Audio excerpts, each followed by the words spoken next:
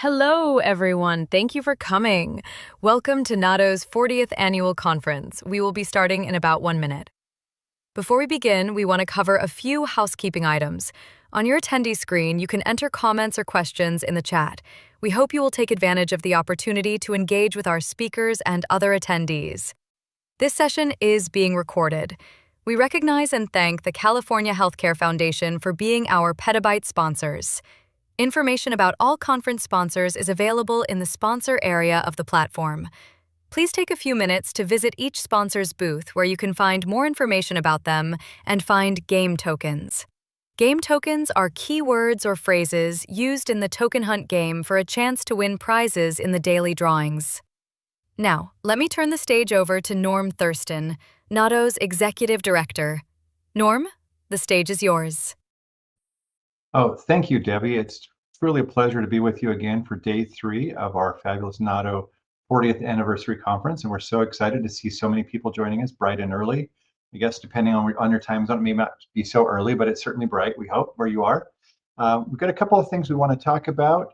First, let's just introduce what we're going to be doing today. So I'll be giving our welcome, and then we're going to turn time over to our main session. But first, before we get over to that, we want to thank our event sponsors. They have done so much to help us in so many ways. As Debbie mentioned, the California Healthcare Foundation, our Terabyte sponsors, Friedman Healthcare, Mathematica, Milliman MedInsight, and OnPoint Health Data. Our Gigabyte sponsors, CareQuest Institute for Oral Health, Comagine Health, HSRI, and Medicasoft, and of course, our Megabyte sponsor, Milbank Memorial Fund. As you can see, many of those are also NAHDO collaborating and featured partners. And if your organization is interested in being a featured partner or a collaborating partner, please reach out. We would love to have that conversation. So just a couple of pro tips for today. It's kind of day 3. Hopefully everyone has figured this out by now. But one thing that you may not have realized is that we do have a job postings area on the platform. So if you can find your way over to the job postings, you can see some of our members have posted some jobs there. And of course, we always have a career corner on the NAHDO website, nahdo.org. Second one, as the token hunt game continues, we would like to congratulate our day 2 winner, Michael Lawson from Kentucky, who won a $25 Amazon gift card. Today is the big prize, though. Today it's a $250 gift card. So make sure that if you haven't been playing the token hunt, that you do so. You don't have to get all the tokens to win. Many of our winners have not had all the tokens. It does happen. It's just a question of odds and chances. Finally, I wanted to just talk about our next meeting. Our next big meeting will be the 6th annual in-person networking meetings in Miami, Florida, May 6th and 7th. We'll be at the fabulous DoubleTree Biscayne Bay, just across the bridge from South Beach and Miami Beach. So you won't want to miss that. I would also just like to mention that we have a record number of attendees this year. This is the biggest NAHDO event ever. We are at 495 registered attendees. So thank you all for making that happen. I know it's a sacrifice on each of your boss's part to pay the registration fees and for you taking the time to be here. We hope that it's worthwhile. As you can see on the screen, we're now going to have a panel session, Unlocking Market Insights with Price Transparency Data, which was organized by Julie Sonier and Lauryn Sears, and Lauryn will be the moderator. This session is sponsored by the CareQuest Institute for Oral Health. The CareQuest Institute for Oral Health is a national nonprofit championing a more equitable future where every person can reach their full potential through excellent health. CareQuest Institute does this through their work in philanthropy, analytics, and data insights, health transformation, policy and advocacy, and education, as well as their leadership in dental benefits and innovation advancements. CareQuest Institute collaborates with thought leaders, healthcare providers, patients, and local, state, and federal stakeholders to accelerate oral healthcare transformation and create a system designed for everyone. To learn more, please visit carequest.org. So at this time, I would like to bring Lauryn Sears, who's today's moderator, on screen. Lauryn, can you go ahead and join me? Thank you, and hi everyone. Thanks so much for joining today for this exciting plenary. Today's discussion will really focus on the power of APCDs and transparency and coverage, or TIC data. So as states and federal agencies continue to build out their data infrastructure, the convergence of APCDs and tick data open up really new possibilities to understand market dynamics and expose market variations. So together, these data sources are really helping to close information gaps, enhance transparency, and support more equitable and efficient healthcare markets. I'm Lauryn Sears. I'm a manager with Manatt Health, and I'll be moderating today's discussion. A big part of my work focuses on helping states strengthen and use their APCDs to inform policy decisions. And I'm really passionate about the opportunity to link these data with tick data, a connection that really holds a lot of promise for advancing broader transparency. We have a really great group of panelists today who will bring federal, state, and analytic perspectives on how tick and APCD data are being used and what it takes to make that work possible. So with that, I will turn it over to my Manatt colleague and our first panelist, Ellen Montz, former Deputy Administrator and Director at CSIO, who's going to share a federal perspective on the development and implementation of price transparency regulations. So over to you, Ellen. Great, thank you. And thank you, Lauryn, for the introduction. Really excited to be here as the, and Lauryn introduced me, but Ellen Montz, as the person to kick the panel off, I wanted to start with a little background and level setting about the transparency and coverage data, the tick data, as you'll often hear us refer to it. A little bit of a background on the intent of the data and a bit about early implementation of that and the launch of that data. So first, what is this transparency and coverage data? There are two parts. The focus of today will be on the second part of the transparency and coverage data, but the first part of it is a consumer tool in which all consumers in the commercial market can log on to their insurer's portal or websites and look up kind of any price by service at any doctor and network with their own personal cost sharing information included behind that. The second piece of this transparency and coverage kind of overall regulation and program and is the focus of our today is the requirement for all plans and issuers to produce 3 machine readable files to include detailed pricing information. So the first file contains a negotiated rates for all covered items and services between the plan or issuer and in-network providers. The second file contains both the historical payments to and billed charges from out-of-network providers. And the third file, the prescription drug file, that one has yet to be implemented due to some various legal challenges. That third file will contain the in-network negotiated rates and historical net prices for prescription drugs. And plans and issuers are required to display these data files in a standardized format, and they're to be updated monthly. These files were required to be made public for plan years that began on or after January 1st of 2022. So that's kind of, what it is. But second, I think it's important for thinking about how to use the data to understand the history and regulatory context for the data. So where did it come from? The regulations creating the transparency and coverage data were put out during the first Trump administration by the Center for Consumer Information and Insurance Oversight at CMS. As Lauryn mentioned, this is the center that I ran during the Biden administration. And the authority used for this program and these regulations was a clever interpretation of a previously unregulated provision of the Affordable Care Act, requiring marketplace health plans and issuers to provide, among other elements, pricing information to the Secretary of HHS.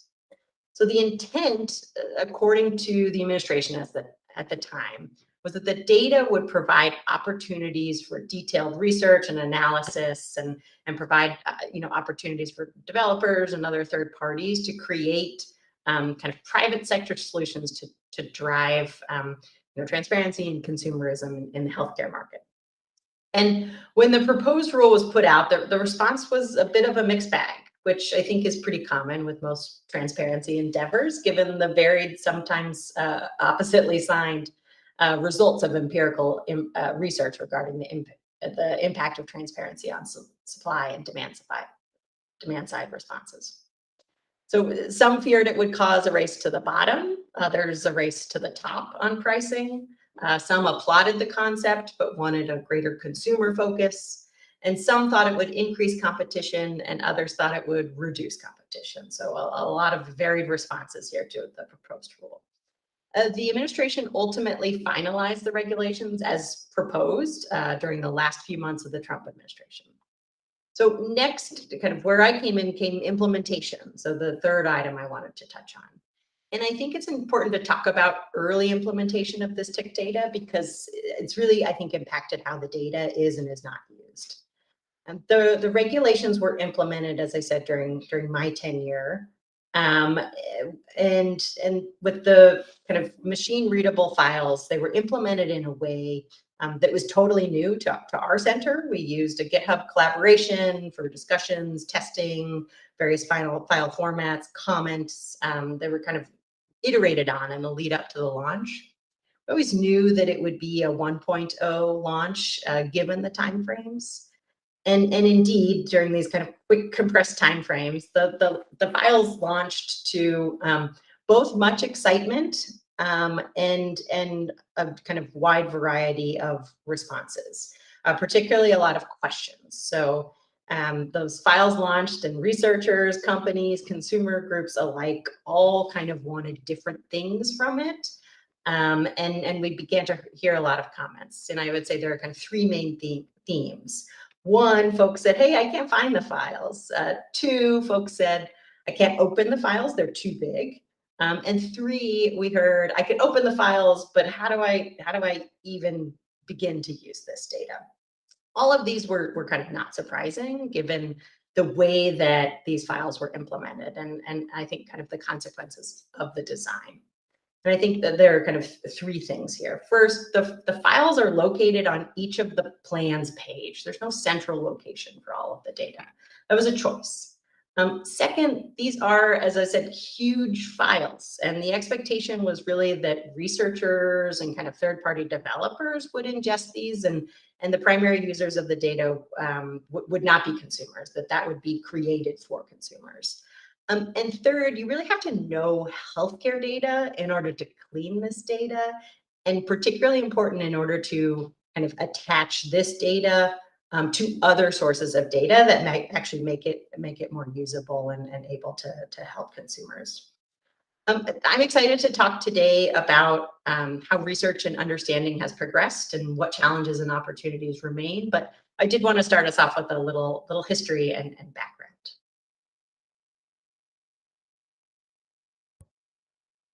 Excellent. Thank you, Ellen.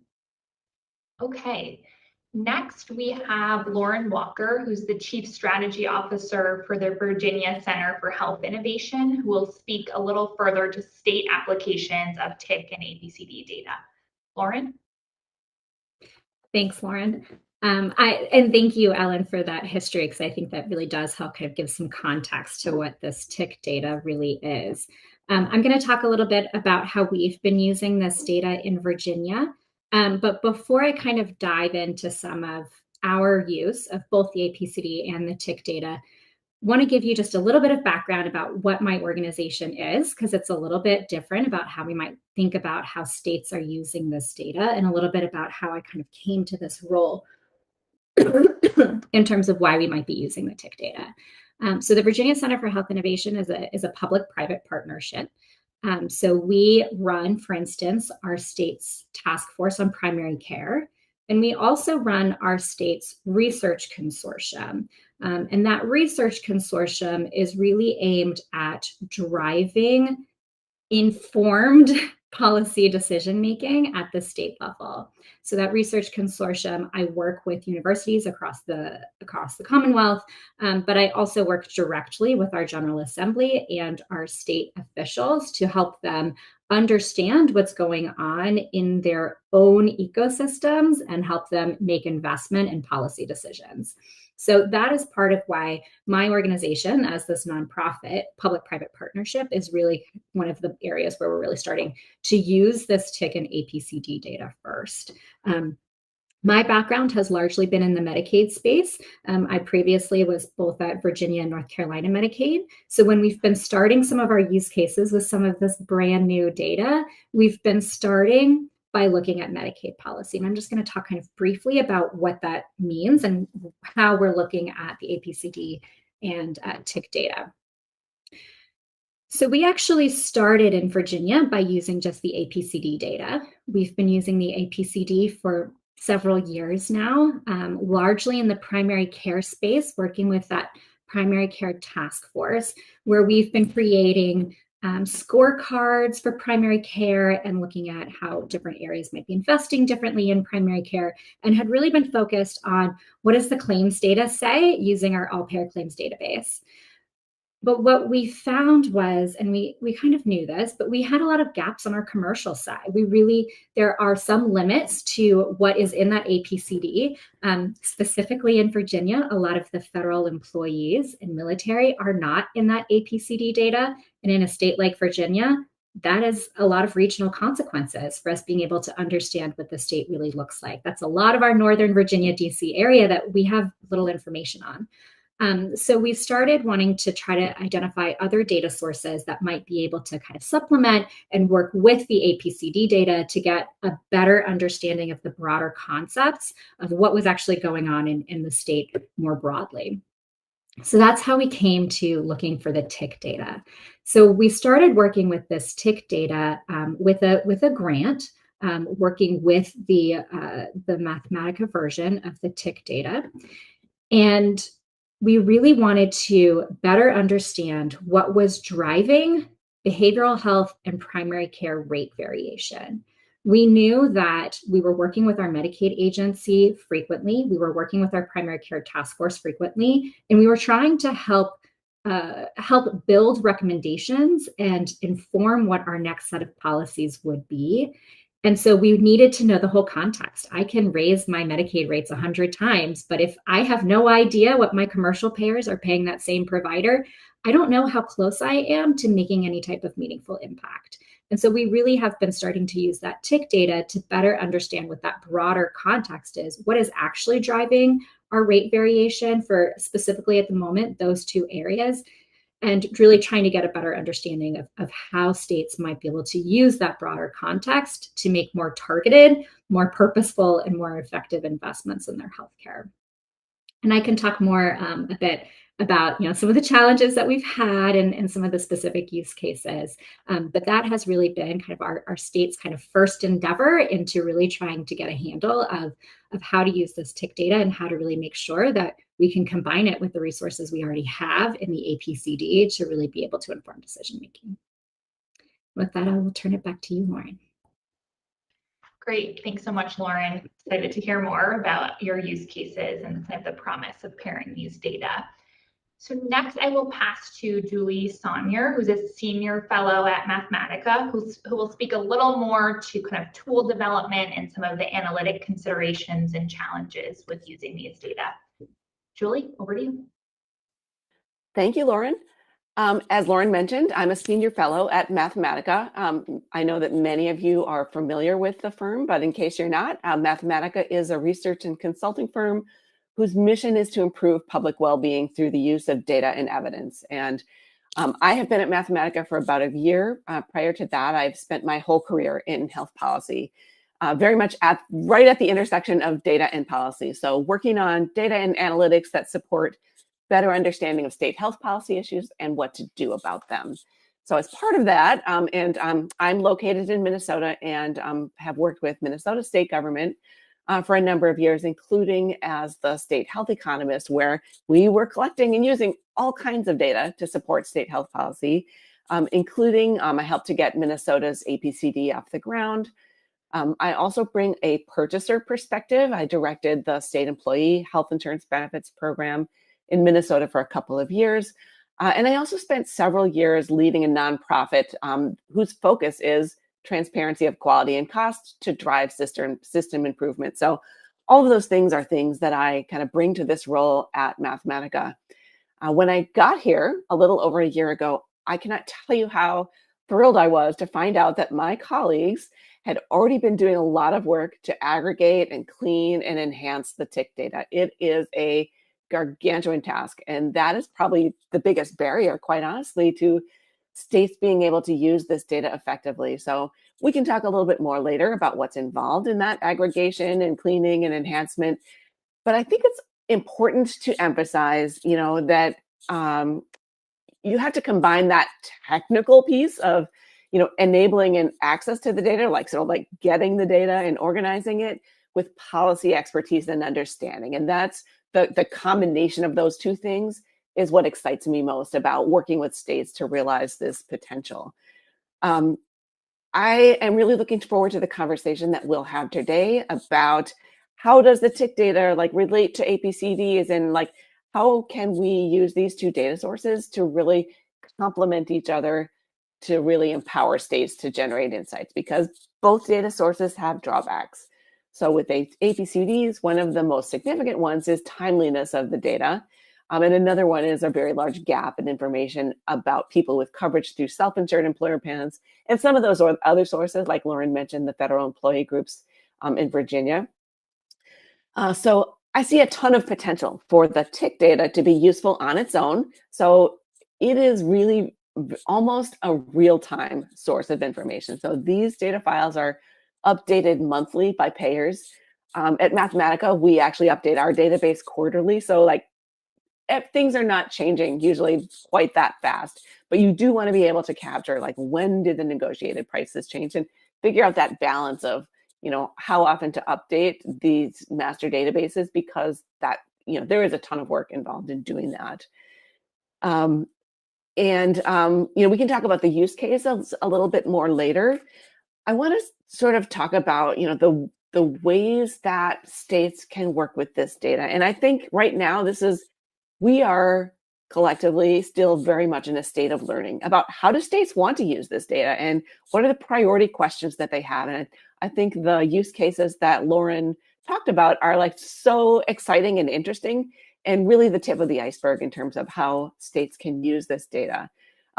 It's definitely not one size fits all. So there's a lot of ways to work with states. So we have supplied states with data files.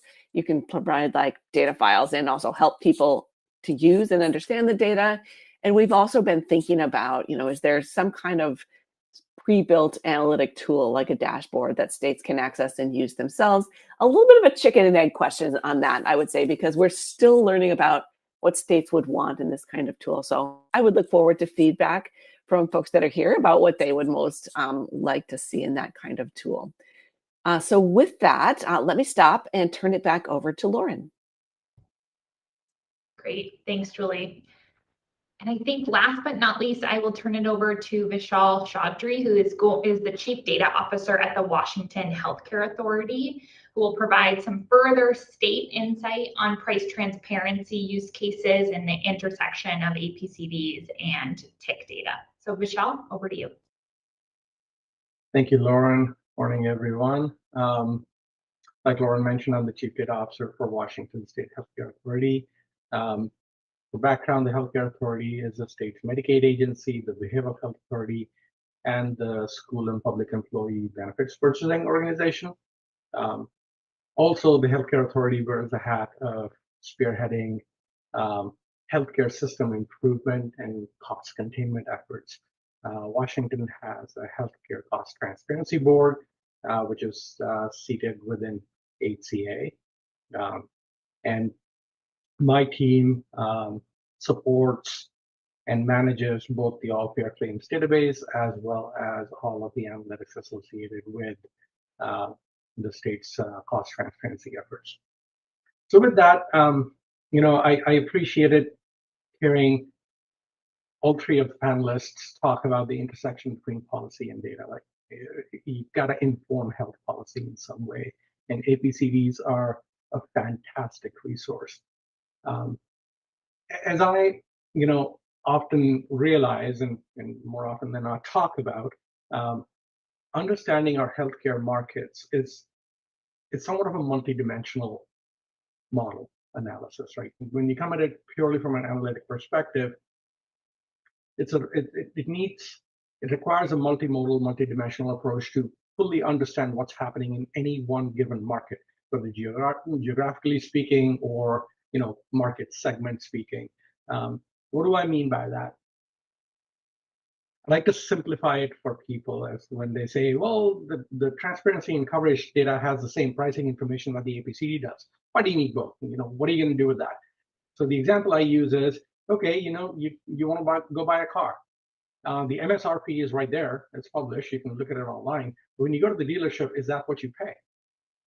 There's a difference, right? You expect there to be a difference. And both things are important. They're important for multiple purposes. And for different audiences, they hold different meaning and different weight. What the difference might be and the comparison might be. Both Julian and Lauryn and Ellen, all three of you mentioned that the tech data sets are so massive and there are so many things in them that it's not yet fully realized what part of it is important to whom and for what purposes and what are they going to do with it. And that is okay. We've been collecting healthcare claims data for the past 3 decades. It has taken us a couple of decades to figure out what to do with all that data and how to put it to good use, right? So I think we'll get there as a nation. The other part I want to say is, when we think about from a health system perspective, understanding how the market is working, how the service delivery system is functioning, the aspects, when I talk about multidimensional analysis, there's the pricing analysis, right? What is the price level that exists in the market for X, Y, Z, under what circumstances, all that stuff, right? Tick data is a great source for that core pricing information. Pricing is a business choice, always, right?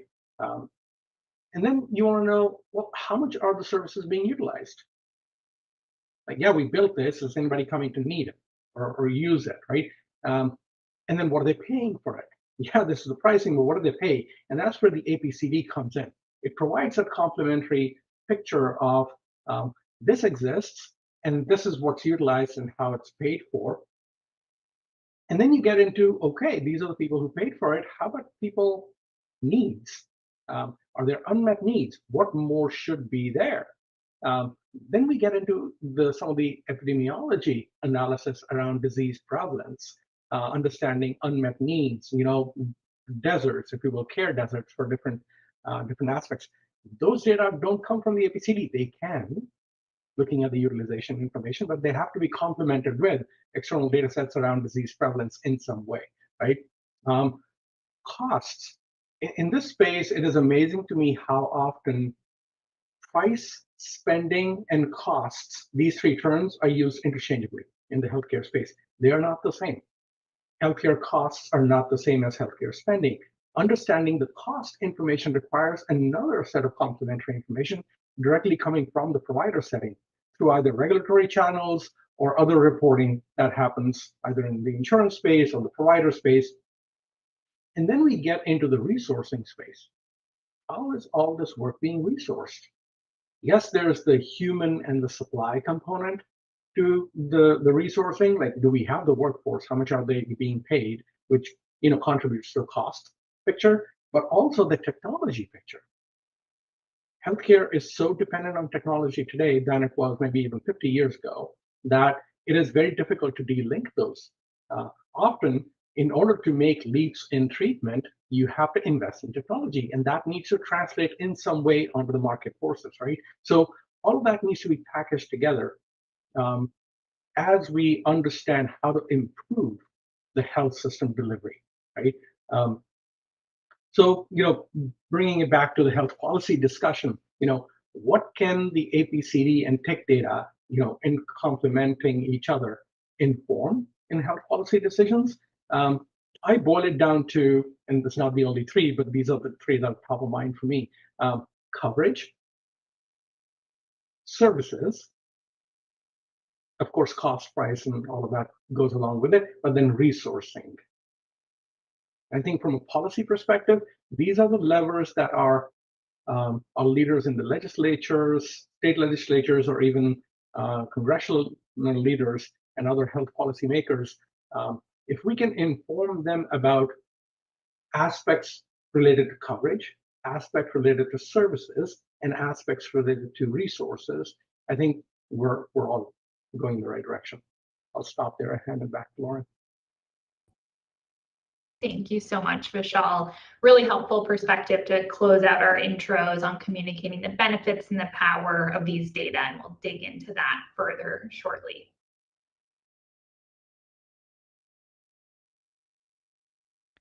Hi, everyone, and thanks to our panelists for your great intros. So we're opening it up if folks have questions or want to chime in. I'm not seeing anything yet, so I do have one that's top of mind for me as folks trickle in any thoughts that you have. So I think all of you talked about different use cases. Tick data is big data, tough to work with, and then thinking about that next step of integrating that potentially with APCD data. But if I'm a state health researcher, my state has an APCD, I'm interested in further exploring rate variation, what would you all suggest as kind of the best approach for exploring these data, potentially thinking about ultimately integrating with other data sources? What would be your kind of recommended initial steps to working on those types of analyses?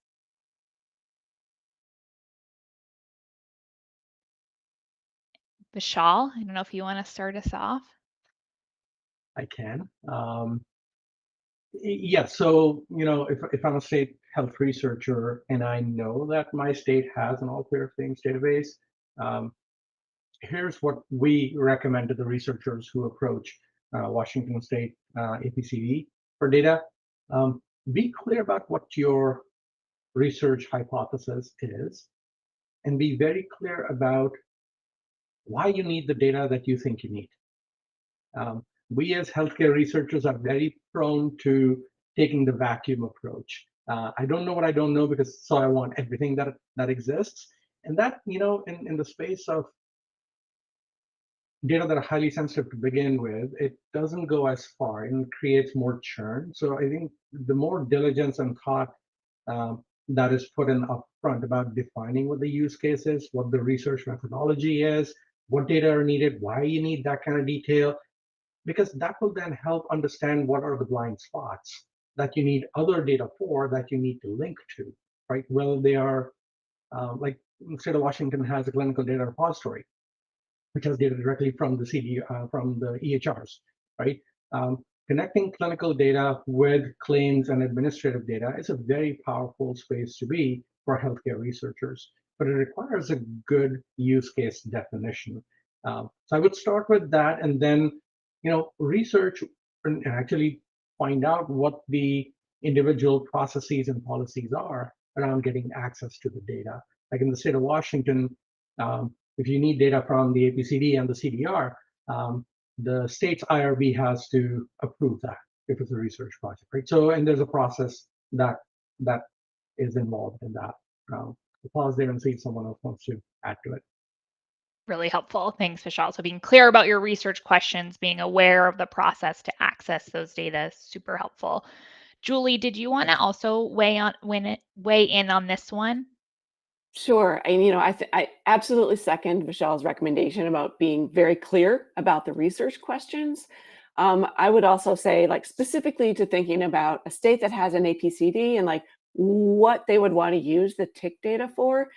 I think it's important to narrow the scope. So the data set is so large. So think about the geography, the provider types, and specific types of services that are needed to answer that research question that you have. Would also recommend kind of building trust in the data by validating some small set of services against the APCD. If you have one, being, of course, aware that there might be some valid reasons for there to be variations between the two. And there's also usually going to be some issues with the timing of the data, because from an APCD, sometimes there can be significant lag. So I think the validation is not looking for a one-to-one match, but like, are we in the same general ballpark? And can we get comfortable with using the data? Great. Thank you, Julie. Okay, I'm seeing some questions from the audience. I'm going to start with you, Lauryn. Has VHI linked APCD and tick data? And if so, can you please talk about how that went? Sure. So the short answer is no, the data is not directly linked with VHI. What we have done instead, we've essentially created parallel data sets between the two of them. So our tick data is aggregated at the payer, at the regional level. We've been using kind of this county level or CBSA level.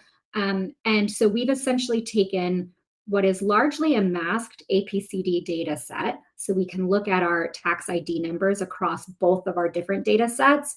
And that's what we've been using to get rid of the ghost rates that Julia was talking about, so that we can get some sense of who we really want to be looking at in the tick data. And then we've essentially created a parallel data set with the APCD, trying to roll it up to kind of mirror what we're looking at in the tick data.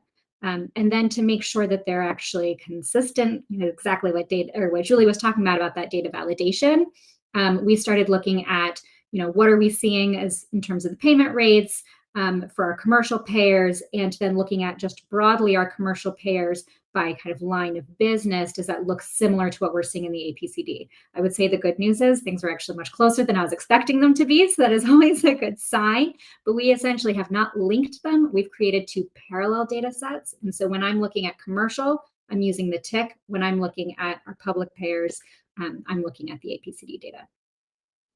Excellent. Really helpful, Lauryn. The comparison of the two data being a really helpful way to do that before moving to full-blown linkage and integration.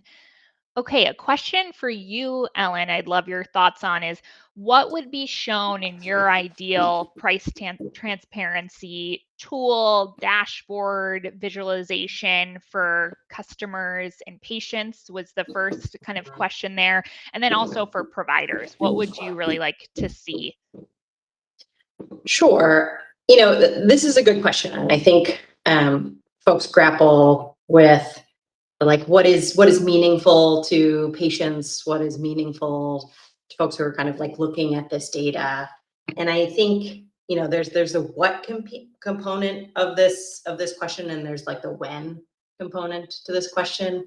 The what really is, a consumer should kind of be able to put themselves in their own shoes when they're looking at any sort of data or visualization. It should be something that is personal to them. For me, this is kind of another part of the tick data, which is really about, what kind of prices a consumer faces given their coverage situation. So I think it's really important for a consumer to see how it relates to them personally. The other component to this is kind of when they see this. If we are actually trying to use price transparency data to drive, more informed decision making from consumers, that data really needs to be presented to folks at a point where they are making a decision, and B, at a point where they can actually make that decision in the context of looking at the data. And I think that's a really important component that we all need to think about, is how somebody uses this very interesting and important data that we're putting forward. And I'll stop, and then I know Vishal maybe wanted to jump in and talk a little bit more. Yeah, thank you, Ellen. I think that's a great way to present this. Ideal is, I don't want to talk about what's ideal. I'll maybe start with what exists and what's practical from a Washington state perspective.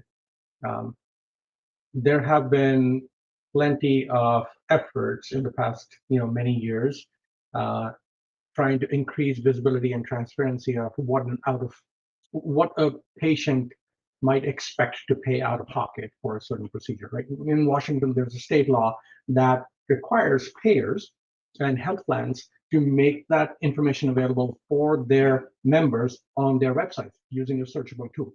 So if I have coverage and I know how to log into the member portal of my plan, I should be able to get that information exactly for the exact thing that I need to do.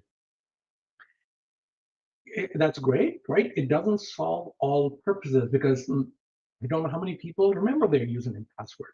I don't know how many people want to go to their member portal or even go there at all to do that. So for us, in the state of Washington, the YAPCD website has a tool that gives a price range for certain, common procedures, depending on the particular geography that the consumer is in. They can put their zip code, select from one of the dozens of procedures that are listed, and they can get a range of what the total expenditure, the total allowed amount is going to look like.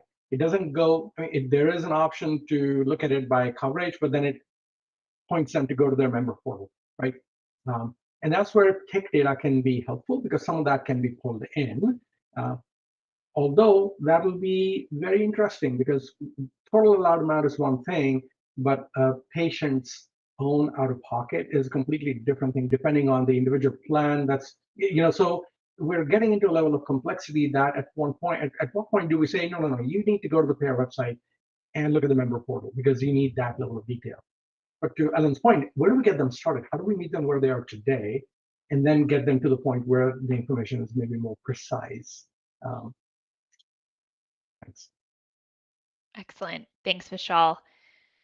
Okay, we are going to transition and talk a little bit more to our panelists about use cases, and we will go back to the audience for your questions after that.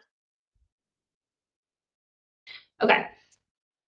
Want to dig a little deeper into the use cases, Lauryn and Julie, that you spoke to earlier, and kind of the analytic process for leveraging and working with tick and APCD data.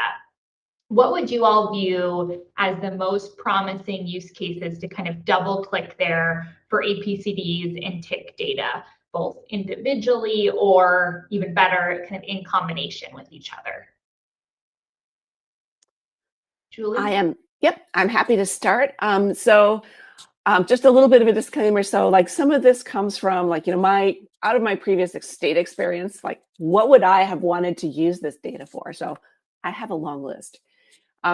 Right up at the top of my list is understanding price variation and trends. So like by care settings, by provider types, by geography within and across states. So we haven't talked about this yet, but this is a potential source of information because a state APCD is typically limited to inside of one state. This can give some insight into pricing across states that may be very valuable.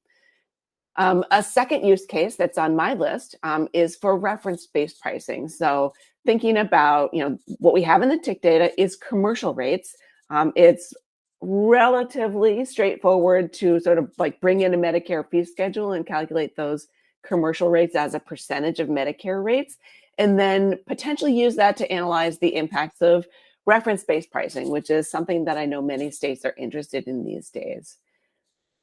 Still another one is thinking about how these data can be useful for market oversight. So how do prices vary depending on provider and health plan market shares, and what's the impact of mergers and acquisitions on prices? It's potentially useful for strategic purchasing, so informing purchasing strategies for state employees or for Medicaid, as Lauryn was talking about earlier. And then there's also kind of a pure consumer employer transparency tool that could be developed from these data. So giving consumers and employers access to timely and transparent information about these negotiated prices. And then I think there's huge potential for combining the tick data with other data sources. So public program rates, market information, information about, quality. So there's just a ton that can be used. I think right now it's still in a phase of like building awareness about the data, building awareness about the use cases, and then helping states figure out like, how can we more readily access this data to kind of get to the value of those use cases. I will just add on, I think those are all fantastic use cases.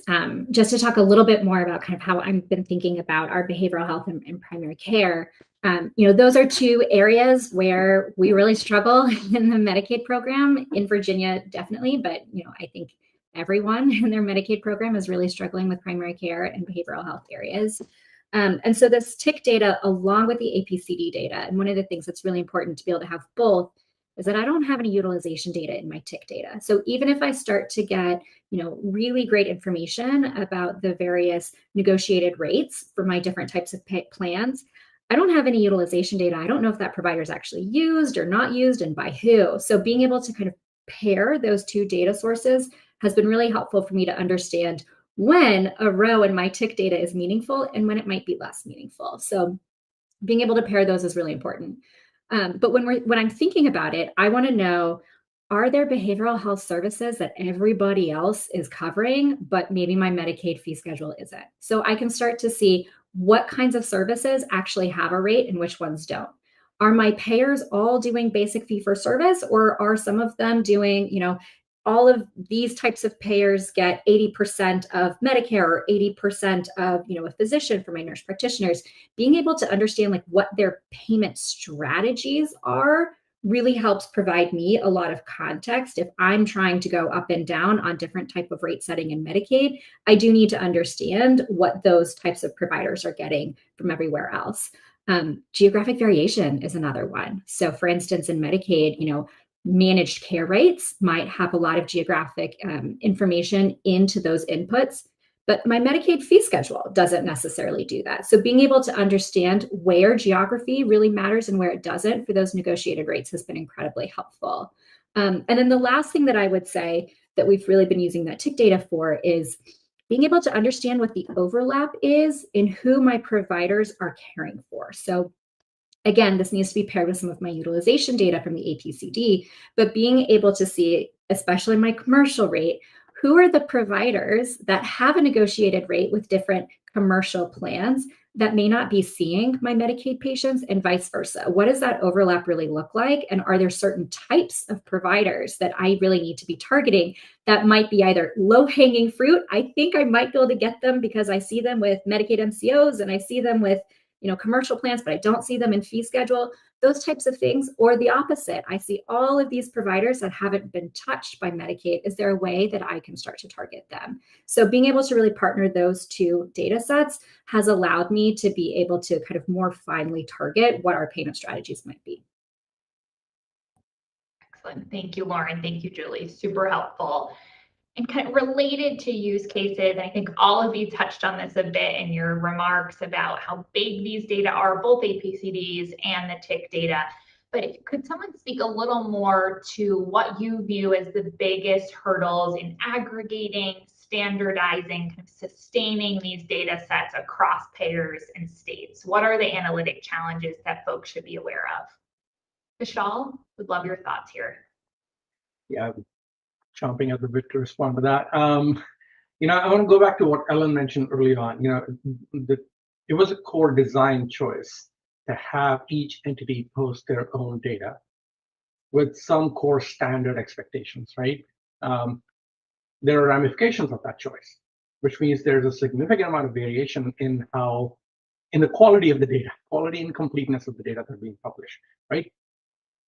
And I also mentioned earlier in my remarks about the maturity, right? This space is in its infancy in terms of not just the data being published by entities who have never had to publish it before, but folks like us in general, trying to consume it for our purposes. We don't know what our purposes are yet, right? So as this whole space is going to mature, and I think our challenges will look different 3 years from now than they do today. That said, from a state perspective, and Lauryn, I love that you guys have been able to leverage a grant to leverage, to take data, working with Mathematica. There are now more players in this space who are mining these data from the different published websites and collating them. We need to go from collation to aggregation to curation, right? And that will take time because states like ours who haven't had the resources to either leverage these data ourselves. I don't have the bandwidth. My staff don't have the bandwidth to go mine the data. We don't have the money to pay Mathematica to do so, or Turquoise, or any of the other entities. What do we do in the meantime? I think that challenge over time is going to play itself out in haves and have-not states, which is okay. There are states that will be leaders in this pack, and the others, like us, will learn from them as to how to use those data. But as we get into it, we will discover that because insurance entities, even though they're large insurance entities that are national, their plans are state specific. So the quality of data that they publish is different depending on what state you're in, because different teams are publishing those data. It's not one centralized system, for example. So the variation in the quality of data are recognition, our meaning the state's ability to recognize what to use it for and how to use it, and then the resourcing to be able to spend and invest the time in using those data before we get to the health policy conversation. Those are the challenges I see. They're not data challenges, well, maybe one of them is. They're more systemic challenges, if you will. Great. I like how you took that question, Vishal. Super helpful perspective. Julie, did you have some other thoughts here? Yes, just briefly, I think, I love, Vishal, the way you described that is like we have to move from collation to aggregation to curation. And I think there's just two very brief things that I would add to that. So you talked about the size and complexity of the data. I think there is a very significant challenge related to cleaning it. So things like addressing rates in the data that are there for like services a provider doesn't perform. So like, heart surgery by an OBGYN, for example. So that's a big cleaning challenge. And then separately, I would also say on the curation side, how do you enhance the data with other, like maybe publicly available data, like from Medicare, that I think that can significantly enhance the ability to generate insights from the data. Excellent. Thank you. Great. So it looks like there was a question in the audience about cleaning the data and working with tick data that I think we just captured, but please feel free to drop any additional questions in the chat if you have them on cleaning these big data sets. I think another question that's really top of mind for me, and Vishal, you answered this, or you mentioned this earlier on, and as was the case with claims data, it will take time to really realize the power of tick data, how to best leverage it, etc. Do you have any thoughts around how we can enable knowledge sharing both across states, across different data users within a states, and really share tips and tricks on working with these data so that people aren't starting from square one when they start embarking on this journey? Apologies if this sounds like a soapbox, because it's going to be a little bit.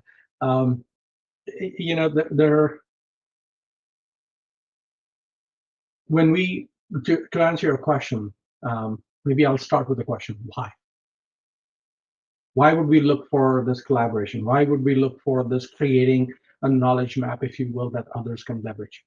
The first answer that comes to my mind as I ask this question is for the public good.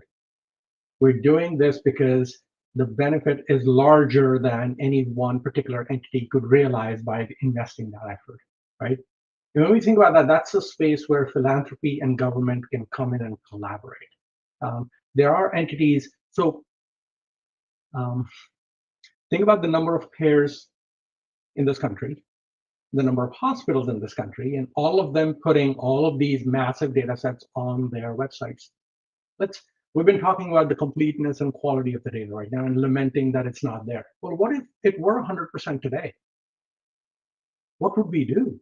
We as a country don't have the system or the structure or the infrastructure to be able to leverage that information and make that meaningful. It requires investment, right? So my call to action would be for the philanthropy organizations that are in the healthcare improvement space to think through how to invest in a public resource, or at least a shared resource that can collate and aggregate the data and curate it and make it available to those who want to use it. Because those who want to use it, those who need to use it, do not have the infrastructure, will not have the infrastructure to be able to leverage the expansiveness of this resource, right? So as a community, I think between federal, state governments, philanthropic entities, and others who are right now, if we take the collective philanthropic investment in the healthcare system improvement space, it is not insubstantial. I mean, it is huge, right? So it's a function of thinking of how to invest in this space to get to that public good. Great. And this is kind of a follow-on to that, Vishal, and thinking about kind of standardization. So I don't know if Lauryn or others have thoughts here from the audience. What are your thoughts around creating standard definitions that could be adopted by each APCD to start ensuring data continuity? Yeah, I'm happy to kind of talk through that a little bit. One, I would say, to the extent that we can standardize, that is always helpful from my perspective, because the more numbers that differ that we put out and call them the same thing, the more confusing it is for the policymakers that I'm trying to work with to understand what we're talking about. Just very specifically, so I mentioned at the beginning that my organization runs the research consortium in Virginia. And part of what that research consortium really aims to do is exactly some of this standardization and cleaning process. So not necessarily making sure that all APCDs have the exact same data definition in the raw data. That is kind of more our partner, our sister nonprofit, Virginia Health Information, has spent a lot of time there, and they've been doing a phenomenal job. And I applaud that it has made us being able to compare Virginia data to other states much more feasible. But what we do on my side, because I'm really more on the analytics side of the data, is the research consortium. We're a small entity. We really are a consortium. We get our research by partnering with all the different people across the state that are doing health policy research. So what we've been putting together as part of our consortium are some of these like standardized code templates. What is it that I learned about tick data? How did I define a ghost rate? Like, what was my cutoff? What was my, my definition for how to identify whether an NPI actually was providing a service or not? How do I identify a final paid claim in my APCD?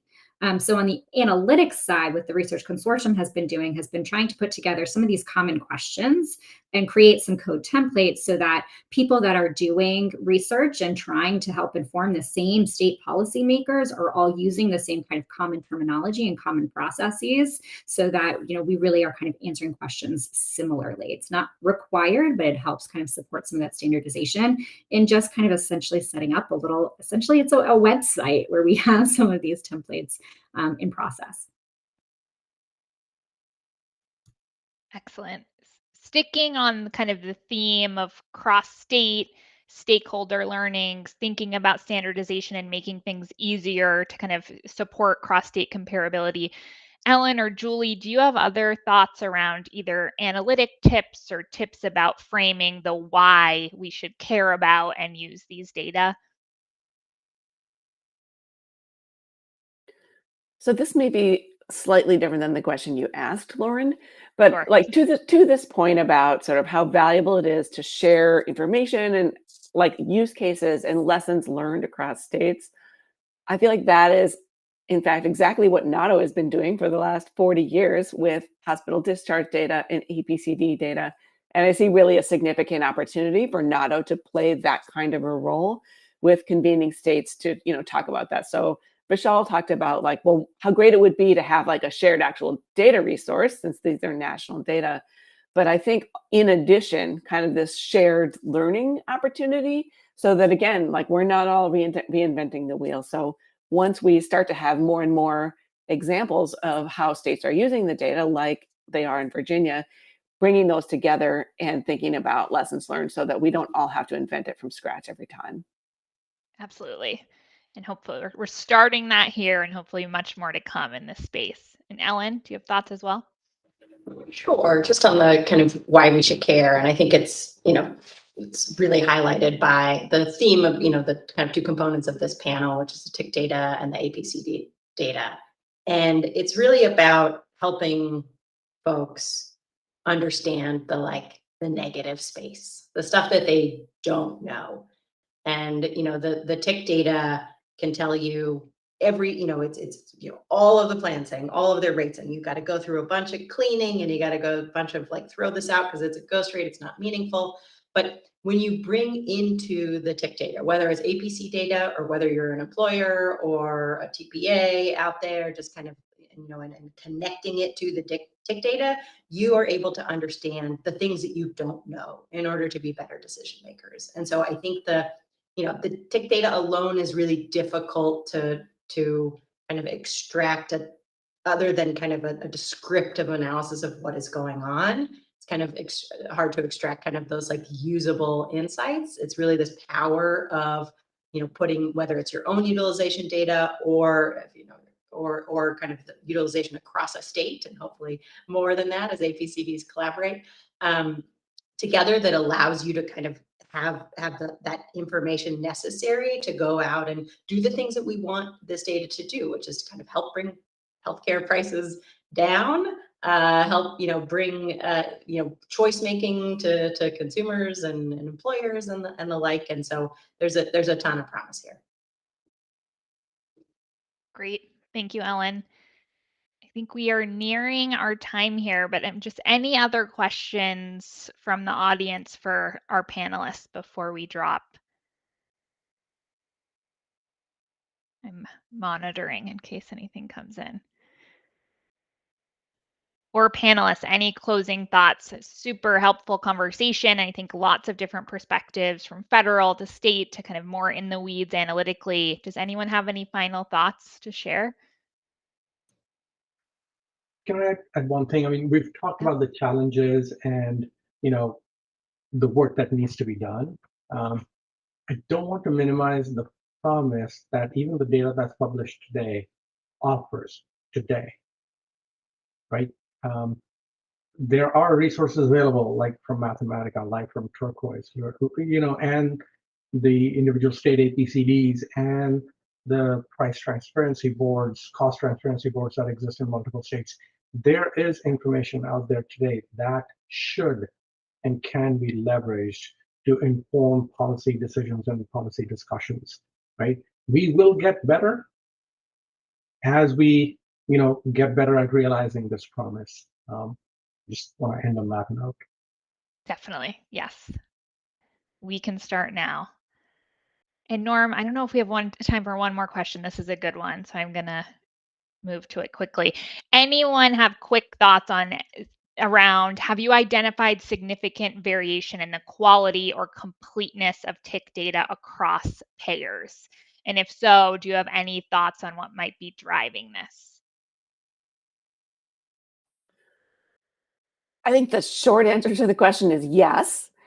So in Mathematica's experience, sort of like going out and like downloading these files from essentially all the national payers and increasingly all the regional payers with a significant presence, there still are cases where the data are not usable for some reason. So like it doesn't comply with the file layout, or there's just something about it, like the scope is like way too narrow for what you would expect for a commercial payer, for example. So yes, there is. I think that the data have improved rapidly over time.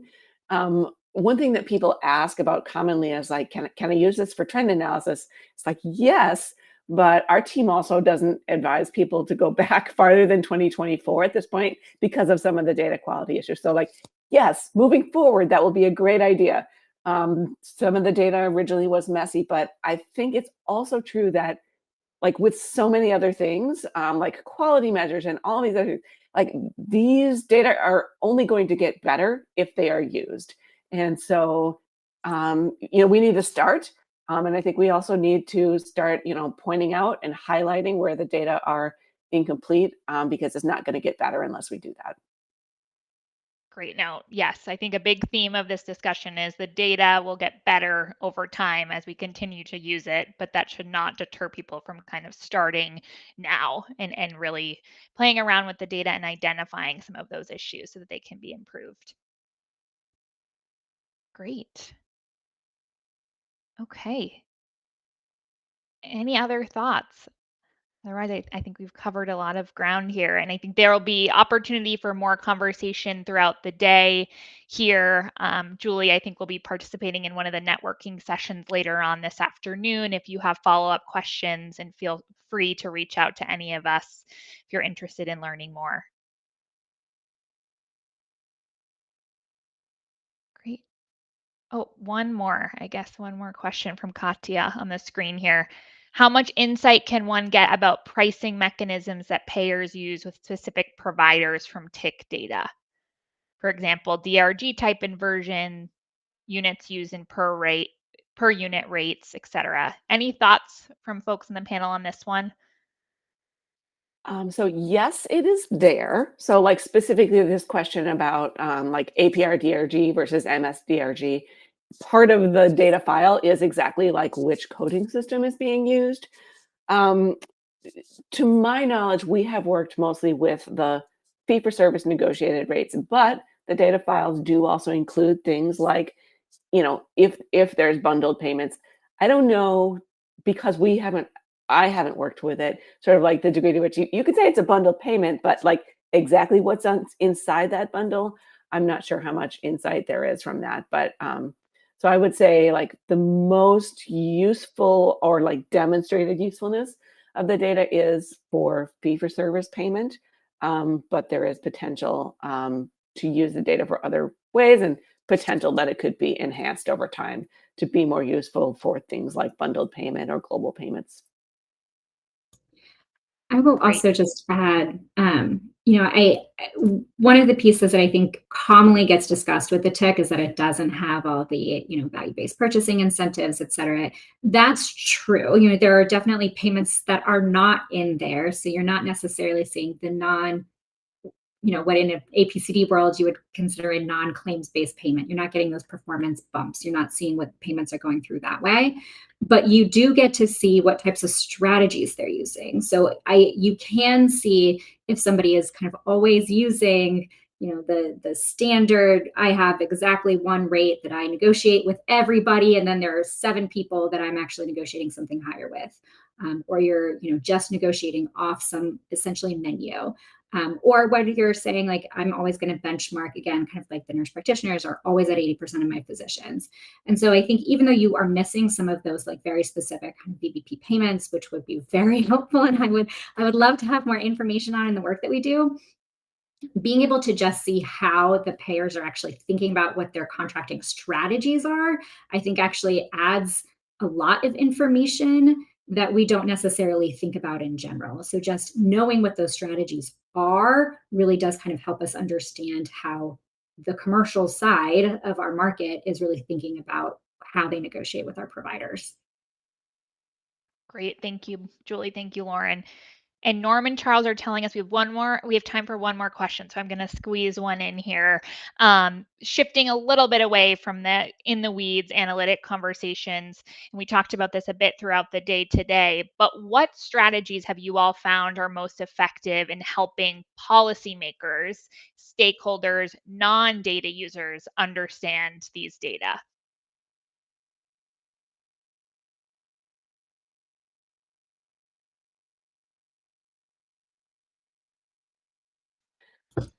Since no one else is jumping in, I could just so it's like, there is a very long way to go, specifically with the TIC data. They are very underused, partly due to awareness, but I think also partly due to some of the technical barriers that we've talked about, especially like, the data complexity and size. But I think the key to it is grounding it in policy. So not just how the data are useful, like in an abstract way, but how it can be useful to understand specific policy problems that state policymakers face. So start with the problem, think about the various sources of data that are available to understand it, strengths and limitations of the various data sources, which we've also talked about, and then what's our plan to capitalize on the strengths and address the limitations of whatever data source we decide to use.